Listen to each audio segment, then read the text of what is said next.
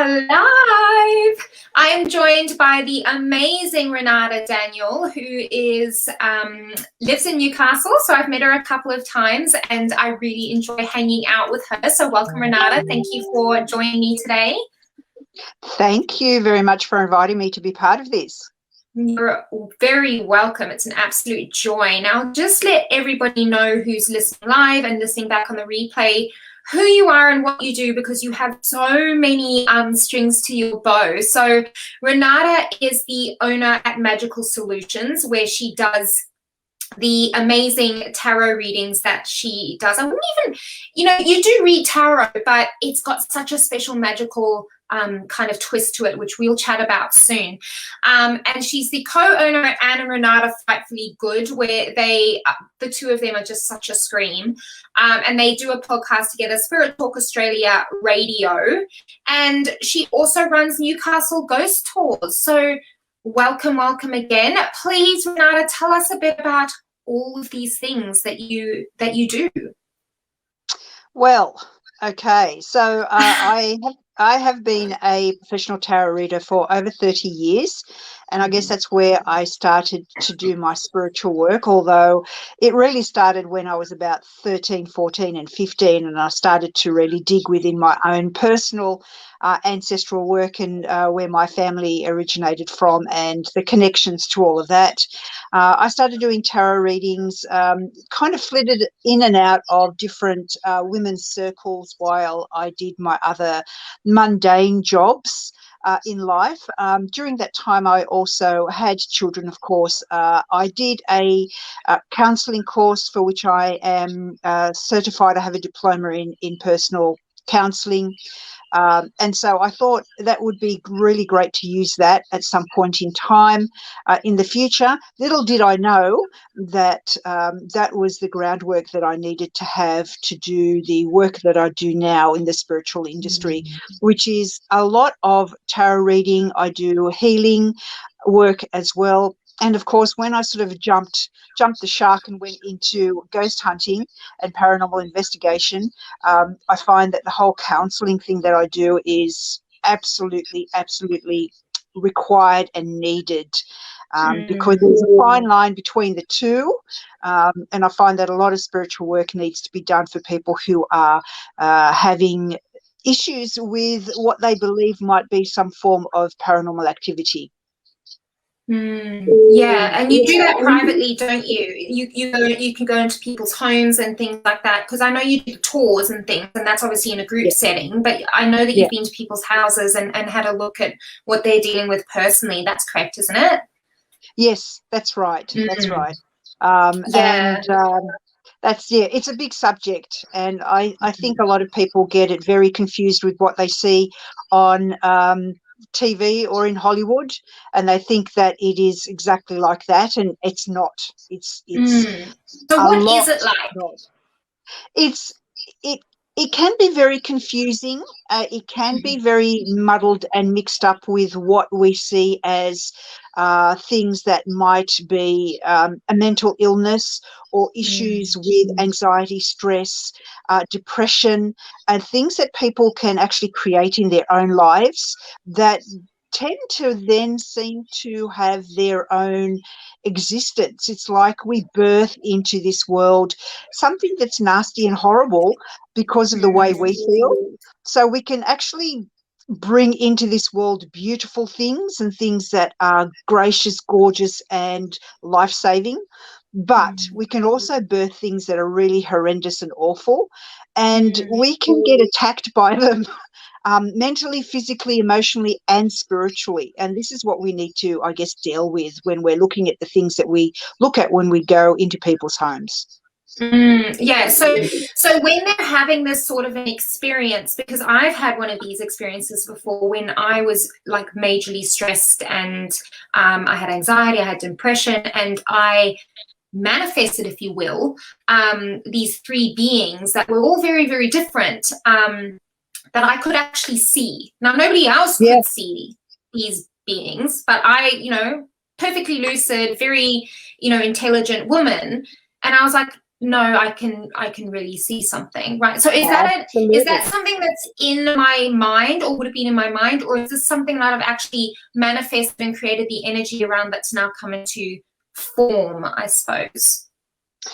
A bit of both, because Bit of everything both. starts in the mind. Everything starts as a thought, and these thought processes can be extremely uh, hard to get rid of if we cannot get on top of them quick enough. So what we think about breeds our environment, as you well know, and we continually have to do this day-to-day work where we stay on top of things. It's not easy nowadays. We live in No. a stress-filled environment, and not only are we dealing with our own issues, but we're dealing with everybody else's issues, and we don't have to go far. We just have to go on a platform like this, and you can actually spread really good news, or you can really bring people into a place where they feel stress and anxiety for the rest of the day, just by something that's been triggered for them that sits deep within their subconscious. So these are complex days, complex times, but also the best time in the world to spread good news. Yeah, I think we all need a little bit of good news, especially with the Absolutely. recent COVID restrictions here in New South Wales. Wonderful. I can't wait to read your story inside of this book, Renata. And I know that you have written a number of ghost stories and things before as well. What intrigued you enough to say yes to the Phoenix Rising opportunity, to this multi-author book opportunity? I was thinking about that this morning, and I had a whole spiel done of what I was going to say. And then there was a moment where I thought, no. And I thought to myself, look, if I leave enough of myself, a little bit of myself in a whole lot of different places, maybe I'll be remembered for something. And it's a weird thing to say, but I think all of us have this fear of being forgotten completely.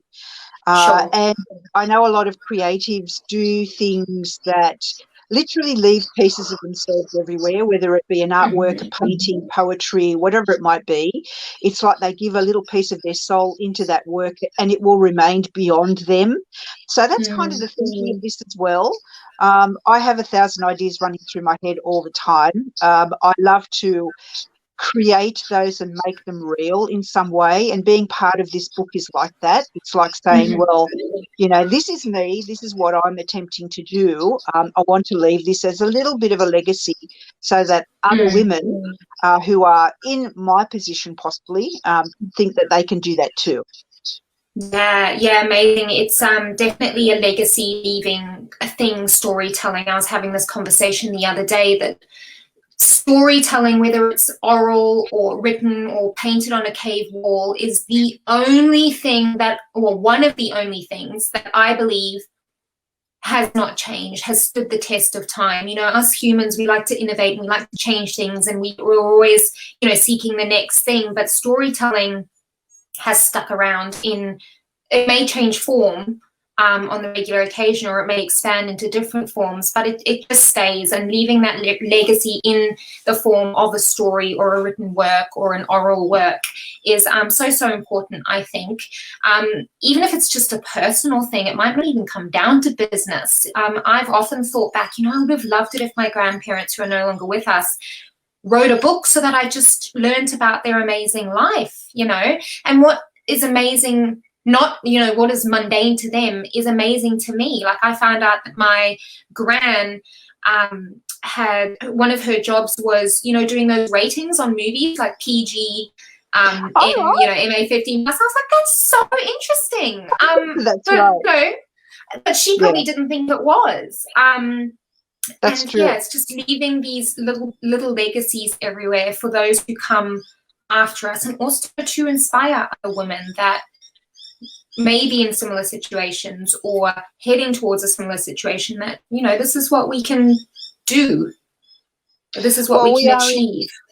That's true. We are in a time of great change at the moment when it comes to women and their position in this world, and what women can do of any age. And when, for example, in my position, when I am now in that crone stage where, you know, normally people would go, just go away somewhere in a corner Please because don't. really you're not needed in this world anymore. You've done your bit. It's time for us of a particular age to also go, no, we're not finished yet. Actually, we're just coming into our power. And so, no, 100% we agree. aren't going anywhere. We're going to be a Good. voice of recognition. Yeah, Absolutely. As used to be in old times, right? absolutely. Our crones and our older women were respected elders in the village. Like, you would go to them for advice. Even if you didn't Absolutely. like what they had to hear, it was still wisdom gained from years of experience and seeing change across a lifetime. It's magical. I'm so glad that you are going to be sharing your story inside this book. And apart from leaving your legacy, is there anything else that you would like to achieve from being in this, or like to see as a result from being in a multi-author book project like this? Well, one thing that I really enjoy is that the proceeds are going to charity, which is absolutely amazing. So I'm really happy about that.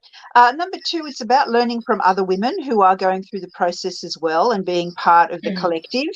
Who all of us are striving to get our voices out there. It's also the wonderful group that you have created of women who know so much about so many different things, so that we can all gain knowledge when we are then in our process of writing our own books or creating our own identity online or in social media or wherever it might be.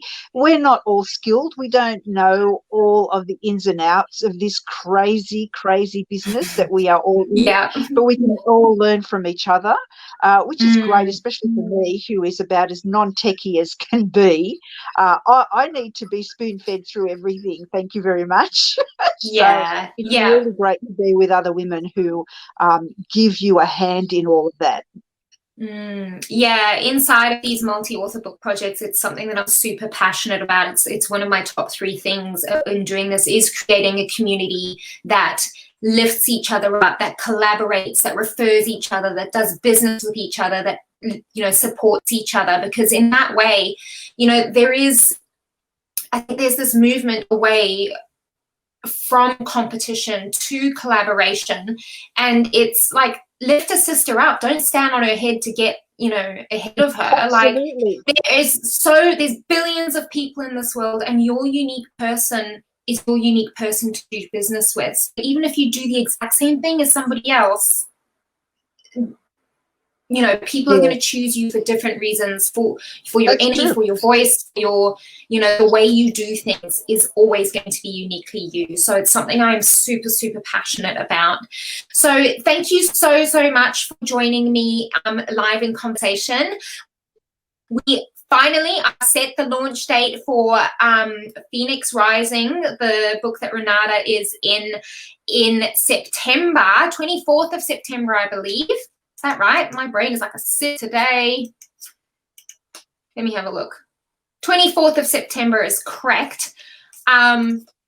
So keep an eye out for then. We're also going to be doing an amazing summit to showcase all of our beautiful authors. And we do have one single spot left for anybody who is interested in an opportunity like this and joining amazing women such as Renata inside of the Authors Inner Circle. So thank you so much for your time today, and we'll be speaking again soon. Absolutely. Thank you so much, Tarryn. You're welcome. Bye.